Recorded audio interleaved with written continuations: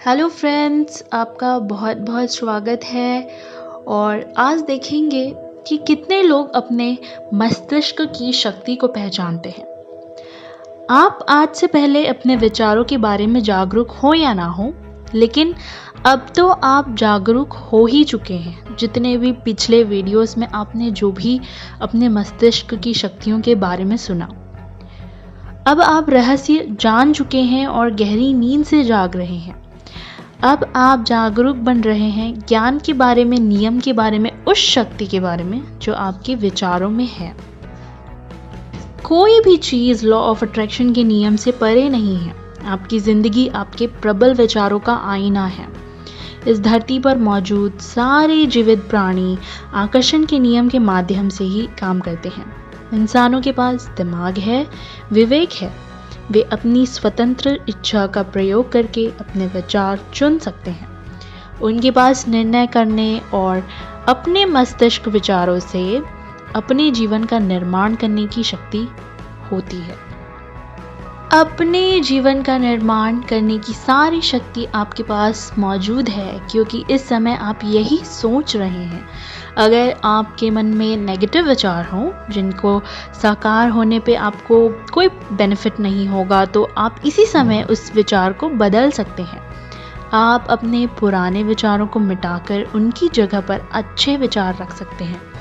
समय मिलने से आपको लाभ होता है, क्योंकि आप इस दौरान नए विचार सोच सकते हैं और नई फ्रीक्वेंसी प्रेषित कर सकते हैं। इसी समय अपने मस्तिष्क पर विजय पाने का एक तरीका अपने दिमाग को शांत रखना सीखना है।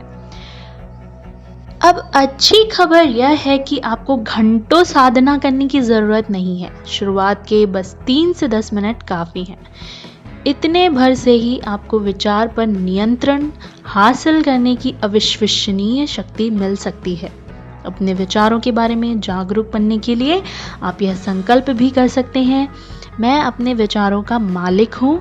इसे बार बार दोहराएं और इस पर मनन करें। जब आप इस संकल्प को बार बार दोहराते हैं तो आकर्षण के नियम द्वारा आप सचमुच ऐसे ही बन जाते हैं। आपको अब यह ज्ञान मिल रहा है जिससे आप अपना सबसे भव्य संस्करण बना सकते हैं। आपके उस भव्य संस्करण की संभावना पहले से ही आपके सबसे भव्य संस्करण की फ्रीक्वेंसी पर मौजूद है। फैसला करें कि आप क्या बनना, करना और पाना चाहते हैं। इसके विचार सोचें और फ्रीक्वेंसी भेजें। आपका सपना साकार हो जाएगा। क्योंकि आकर्षण का नियम प्राकृतिक का नियम है, यह गुरुत्वाकर्षण के नियम जितना ही निष्पक्ष और सर्वव्यापी है। यह सटीक और अचूक है। पर अक्सर जब लोग रहस्य के इस हिस्से को पहली बार सुनते हैं तो उन्हें इतिहास की ऐसी घटनाएं याद आ जाती हैं जिनमें बहुत से लोग एक साथ मरे थे। उन्हें यह समझने में मुश्किल होती है कि इतने सारे लोग खुद को उस खास घटना के प्रति कैसे आकर्षित कर सकते हैं। लेकिन आकर्षण के नियम के अनुसार यह यकीनन घटना की फ्रीक्वेंसी पर ही हो रहे होंगे। इसका यह मतलब नहीं है कि उन्होंने उस निश्चित दुर्घटना के बारे में सोचा होगा, लेकिन उनके विचारों की फ्रीक्वेंसी उस दुर्घटना की फ्रीक्वेंसी से मेल खाती होगी। अगर लोगों को यह यकीन हो कि वे गलत समय पर गलत जगह हो और उनका बाहरी परिस्थितियों पर कोई नियंत्रण नहीं है, तो डर, अलगाव, कमजोरी के सतत विचार उन्हें गलत समय पर गलत जगह रहने के लिए आकर्षित कर सकते हैं। आप इसी समय विकल्प चुन सकते हैं। क्या आप यह यकीनन करना चाहते हैं कि यह तो सिर्फ किस्मत की बात है और आपके साथ बुरी घटनाएं किसी भी समय हो सकती हैं? क्या आप यह यकीनन करना चाहते हैं कि आप गलत समय पर गलत जगह हो सकते हैं, कि आपकी परिस्थितियां पर कोई कंट्रोल नहीं है?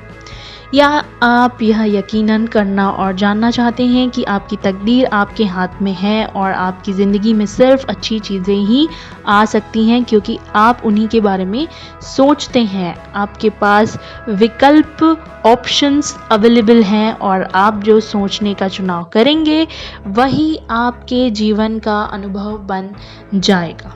कोई भी चीज़ आपके पास तब तक नहीं आ सकती जब तक कि आप लगातार सोचकर उसे अपने पास ना बुलाएं। कोई भी जानबूझकर कभी भी अनचाही चीज़ों को आकर्षित नहीं करेगा।